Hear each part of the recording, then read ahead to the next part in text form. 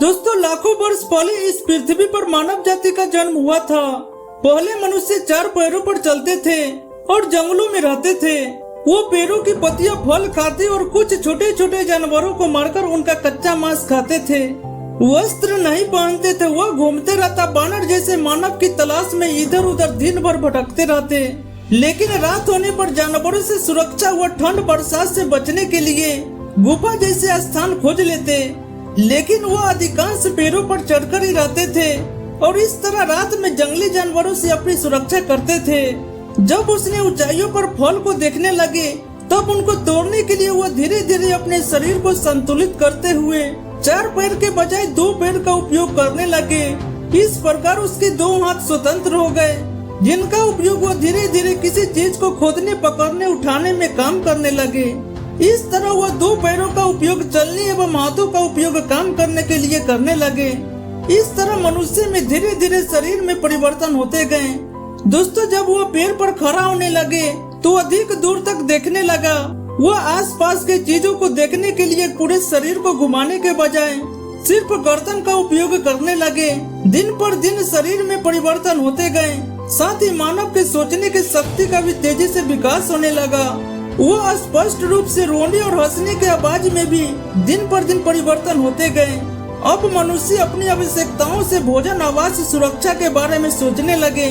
भोजन के तलाश में घूमते रहने के साथ साथ अब वह भोजन की इकट्ठा भी करने लगे और जंगल में जानवरों से बचाव के लिए लकड़ी का इकट्ठा करके घर बनाने लगे। इस तरह आज से लाखों वर्ष पहले मानव का आदि मानव कहा गया और आदि मानव पत्थरों के उपयोग करके जानवरों को शिकार करने लगे थे। दोस्तों पाषाण काल लाखों वर्ष तक चलता रहा, लेकिन पत्थरों के औजार के 3 भागों में बांटा गया। प्रथम पूरा पाषाण काल, नंबर 2 मध्य पाषाण काल, नंबर 3 नव पाषाण और पाषाण काल। पूरा पाषाण काल क्या होता है?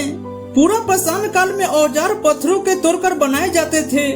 ये आकार में विशाल होते थे।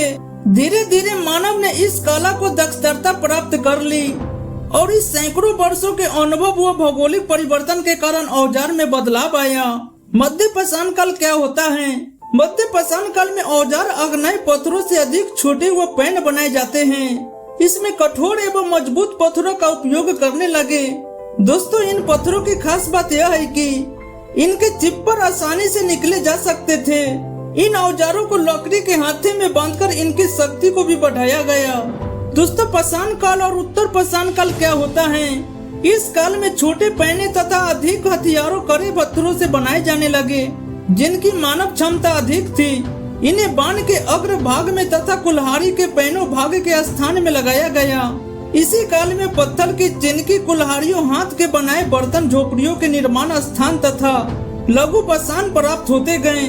इसका काल लगभग 25,000 पूर्व माना गया था। दोस्तों अब आग की खोज कैसे हुआ? पहले मनुष्य आग के बारे में नहीं जानते थे। जब उसने पहली बार जंगल में सूखी लकड़ियों को आपस में तेज रगड़ खाकर आग लगते हुए देखा एवं पत्थरों के औजारों के निर्माण के दौरान 2 पत्थरों के आपस में टकराने और चिंगारियों के निकलते हुए देखा, तो पहली बार मानव ने 2 पत्थरों के आपस में टकराकर आग उत्पन्न किया।